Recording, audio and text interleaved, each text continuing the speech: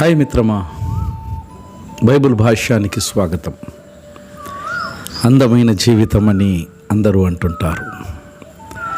అందమైన జీవితం ఆకాశం నుంచే మూడిపడదు. జీవితాన్ని అందంగా మలుచుకునేటువంటి అవకాశం దేవుడు నీ అరచేతిలో పెట్టినాడు. అందమైన జీవితం యొక్క భావన అనగా ఒక మనోహరమైన లేదా సార్థకమైనటువంటి ఉనికి.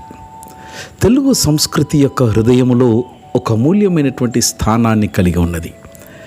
ఇది కేవలము బాహ్యమైనటువంటి ఆకర్షణలు లేదా నశ్వరమైనటువంటి భౌతిక సంపదల గురించి కాదు, కానీ నిజమైన ఒక అర్థవంతమైనటువంటి ఉనికిని నిర్వచించినటువంటి అంతర్గతమైనటువంటి ఔన్నత్యము, పరమార్థము మరియు పరిపూర్ణత్వమునకు ప్రాధాన్యతనిచ్చును.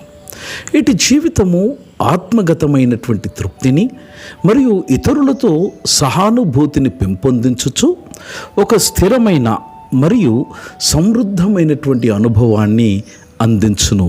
అందమైన జీవితం. అందమైన జీవితానికి 6 సూత్రాలు మిత్రమా. మొదటి సూత్రం, నీ గురించి ఇతరులు ఏమనుకుంటున్నారో it's none of your business, నీకు అవసరం లేదు. అందమైన జీవితానికి రెండవ సూత్రం, సమయం అన్ని గాయాలను మాన్పుతుంది. దయచేసి సమయానికి కావలసినంత సమయాన్ని ఇవ్వండి. అందమైన జీవితానికి మూడవ సూత్రం, నువ్వు తప్ప నీ ఆనందానికి ఇంకొకరు కారణము కాకూడదు. నీ సంతోషాన్ని ఎట్టి పరిస్థితులలో మరొకరి చేతిలో పెట్టబోకు మిత్రమా. నాలుగవది, మీ జీవితంలో ఎప్పుడు కూడా ఇంకొకరితో పోల్చుకోకండి. వాళ్ళ జీవిత ప్రయాణం ఎంత క్లిష్టంగా ఉంటుందో మీకు తెలియదు.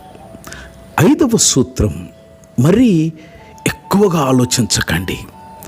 సమాధానాలన్నీ విశ్వంలో మనకు తెలిసి ఉండాల్సినటువంటి అవసరం లేదు. తలను బద్దలు కొట్టుకోకండి.